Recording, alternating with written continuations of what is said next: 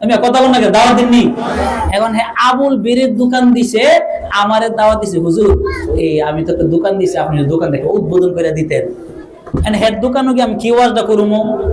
গাঞ্জা, ইয়াবাহা, Phensedyl, মদ, তামাক, এগুলা কি সুন্নাত? কি কর? হারাম। হারাম। এখন হারামের দোকান দিছে, তামাকের দোকান দিছে, আমারে দাওয়াত দিছেন, ওয়াজটা কি করবো? প্রথম গিয়া একদম মাশাআল্লাহ ধরে লাইছি বিড়ি হারাম হারাম। অহন আমারে বাজে দিব কিছু হাদিয়া, যাই হোক। এখন গিয়া যখন হে দিছে আবুল বীরের দোকান, আমি গিয়া বীরির বিপক্ষে যত দলিল আছে সব ধরছি। তামা খাইতা পারতা না, মাত্র তালিমি হারাম।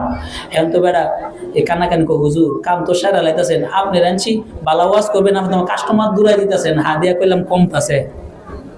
ওয়াজ বিপক্ষে গেছে গা, কি কর? এই যে যারা গান করবেন ওয়াজটা বিপক্ষে গেছে গা, না খুশি যে আসলে সুরসা হাজারটার দরকার নাই, 1.5 টলি চলে। আমার হাদিয়া বলে কমতাছে, আমি হক কথা করার কারণে এক পর্যায়ে ওয়াজ করতে করতে এখন ওয়াদা করে এলাম, হাত তুললে দেখান কেনা কেনা জীবনে আর বিড়ি খাইতেন না। এখন আবুল বিড়ির মরিদে আবুল বিড়ির দোকানওয়ালা চিন্তা করে সর্বনাশ, ওয়াজ করছেন বালা কথা, ওয়াদা করে যাচ্ছে আমি আর কাস্টমার পাবো দিঘা।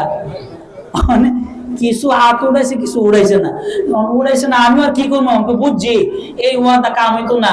আজকে এই গানের ওয়াজ যত দিন আমি করলাম, দেখেন গান যে সময় এই দোকান থেকে বাইরে একটা গিরে হুজুর কি কইলো, গানও বলে যাওন যেত না, সিগারেটটা দে, হুজুররা কত কথা কবে দে টান দিয়া লই আছে নাকি, হুজুররা কত কথা এটা কয় ধরে ভাড়া যেত না, বিড়িটা টান দিয়া লই। তো আমিও মাহফিলে তখন কইলাম যে শুনেন বলছি সকল কথা আপনারা শুনুন না, মুসলমান নাই বিড়ি তো খাইবেন, যেহেতু খাইবেন আবুল বিড়ি খাইবেন।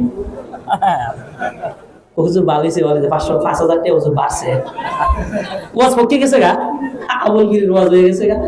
তো ওই পক্ষে গেলে গাই বারে আমরা শ্রোতা, ওই ধরনের ওয়াজ পক্ষে গেলে গাই হুজুর বড় খুব প্রফেশনাল। তো না, পক্ষে বিপক্ষে না, কোরআন হাদিসের আলোচনা শুনবেন, আমল বলা আলোচনা শুনবেন।